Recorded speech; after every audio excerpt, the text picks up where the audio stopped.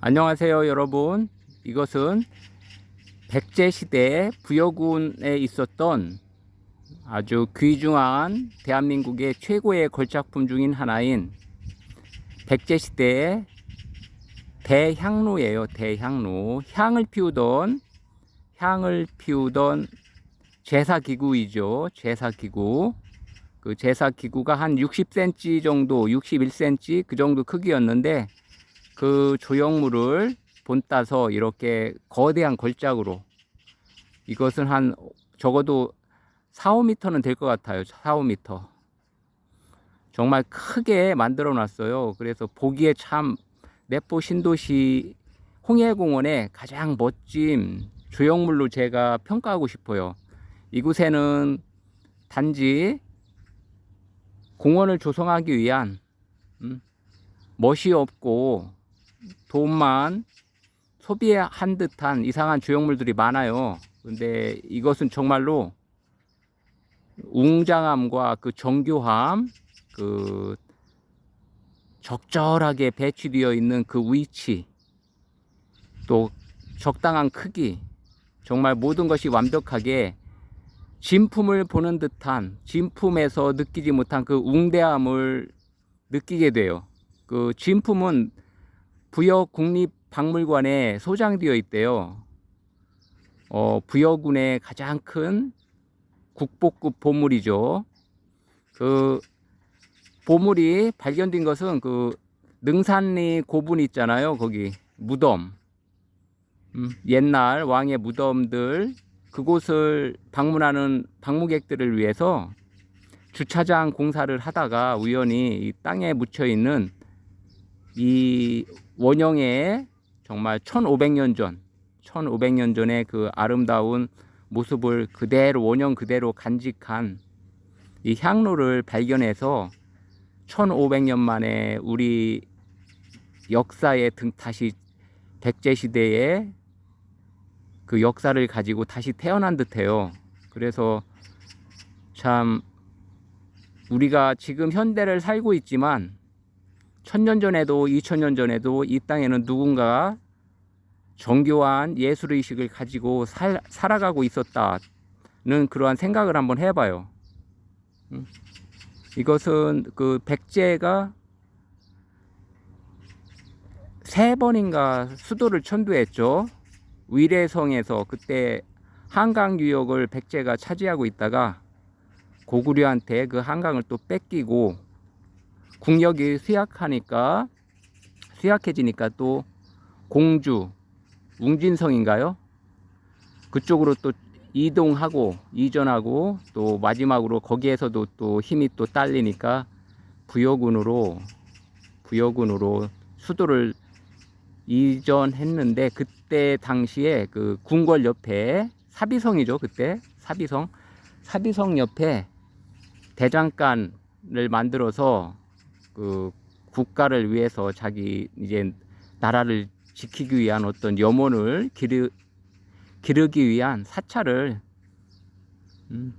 왕실 사찰을 지었었나 봐요. 근데 그 왕실 사찰을 위해서 또 여러 가지 또 재래 용품이나 왕실에서 사용하는 물품들을 공급하기 위한 또 대장간이 있었나 봐요. 거기 대장간 터에서 이게 발견됐대요. 그래서 그 사비성, 아마도 사비성 멸망 시에 어떠한 훌륭한 백제인이 이 금동 향로를 땅에 잘 묻어놔서 그게 1500년 만에 정말로 우연히 우리의 역사에 등장해서 우리 후손들이 백제시대의 그 대단한 예술적 감각을 정말 입을 벌리고 볼 정도로, 감탄할 정도로 정말 멋져요. 저 위에 봉황, 그리고 그 저게 연꽃이라고 합니다. 연꽃 위에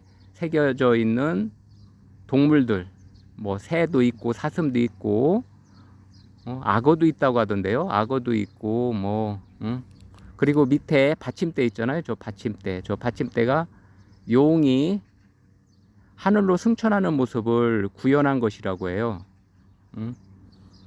정말 멋지게 이렇게 조각품이 완성되어서 용봉산 아래에 모든 사람들이 이 조형물의 이 향로의 엄청난 예술적 가치를 향유할 수 있게 이렇게 설치해 놨어요. 내포 신도시에는 그 여러 가지 각 시도군에 각 시나 군이 있잖아요. 그곳에 많은 예술품들 중에서 뛰어난 작품들을 자기 각 시군을 대표하기 위해서 상징물로 이곳저곳에 설치해 놨어요. 그 중에 하나가 바로 부여군에서 설치한 이 대향로 작품이에요. 근데 저는 이게 제일 내포 신도시에서 가장 멋진 작품 같다는 생각을 많이 해요.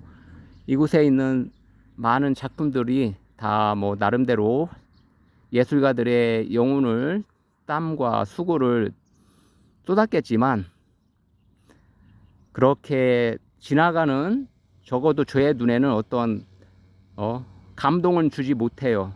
단순히 저게 어떻게 저 정도 많은 예산을 투자했을 텐데 저 정도의 어떠한 그 볼품없는 예술품을 저렇게 만들어 놨을까, 그러한 생각을 자주 하는데 이 대향로를 볼 때마다 와, 정말 멋지구나,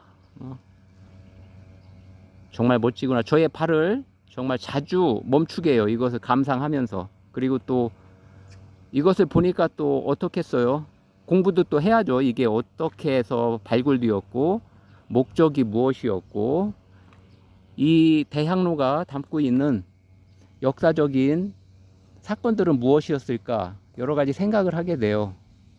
우리는 이 아름다운 예술품을 감탄의 의미로, 평온한 의미로 보지만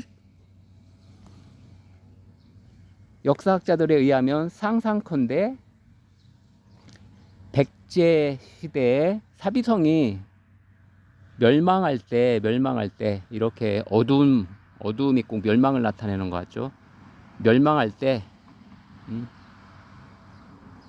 누군가가 이 대걸작품을 땅에 숨겨서 지금 우리 시대에 다시 태어난 것이라 그렇게 보더라고요. 이것이 그 예쁜 천에 잘 쌓여서 진흙 속에서 묻혀 있었대요. 그래서 진흙이 그 산소를 들어오는 걸 막아서 산소 공급이 안 되니까 진공 상태가 된 거죠. 그래서 얘가 원형을 그대로 산소와 단절되어 있으니까 부식이 되지 않았죠. 썩지가 않고,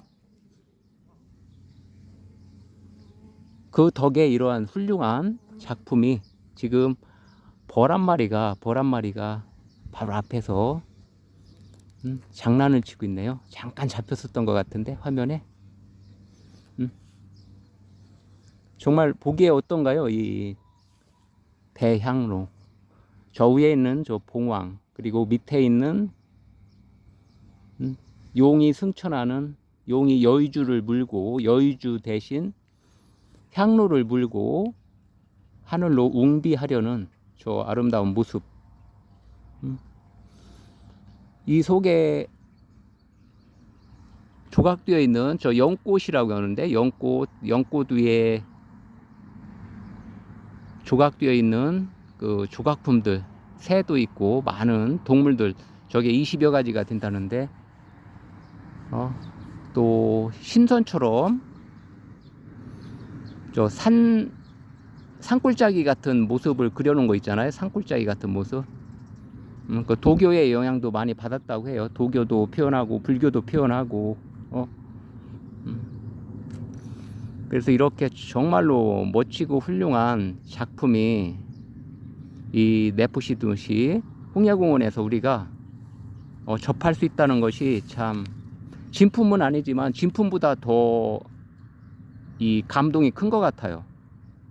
진품은 61cm래요. 61cm 조금 넘는 것 같던데, 근데 이것은 정말 커요. 굉장히 굉장히 커서 앞에 있으면 와, 정말 이 정도의 크기에 진짜 향로를, 불을 정말 피울 수 있는 향로를 만들었다면 더 좋았을 텐데, 이것은 주영물이기 때문에 불을 피울 수는 없어요. 그래서 이거를 만들 때 정말로 불을 진짜 피울 수 있도록 만들어서 어떠한 내포 신도시에서 여기 홍해공원이나 어디에서 행사를 할 때 이곳에서 성화도 올리고 출발도 하고 그러면 참 멋있었을 것 같은 그런 느낌이 듭니다.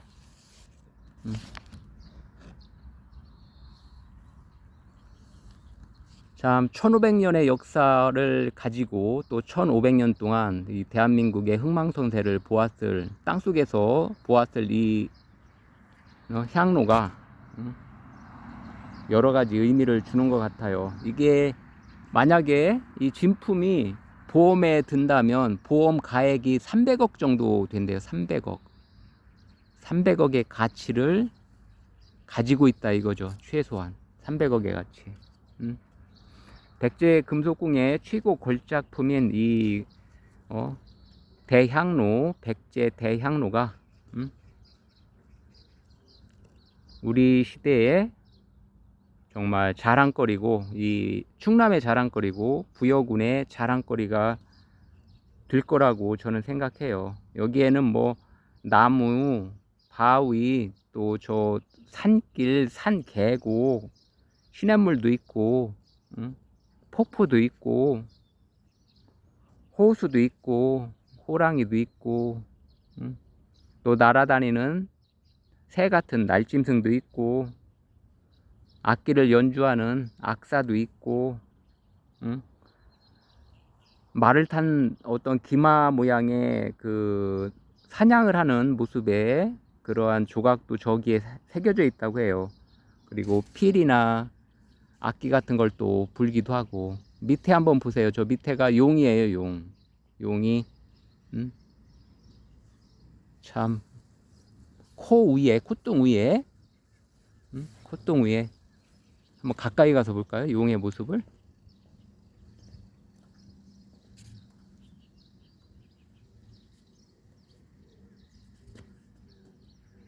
와,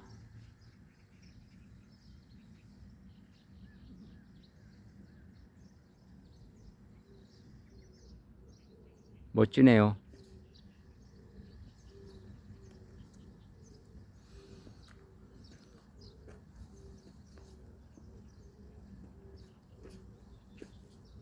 지금까지 내포 신도시에 설치되어 있는 백제시대의 대향로, 청동 대향로에 대해서 같이 공부도 하고 역사적인 의미도 살펴봤어요.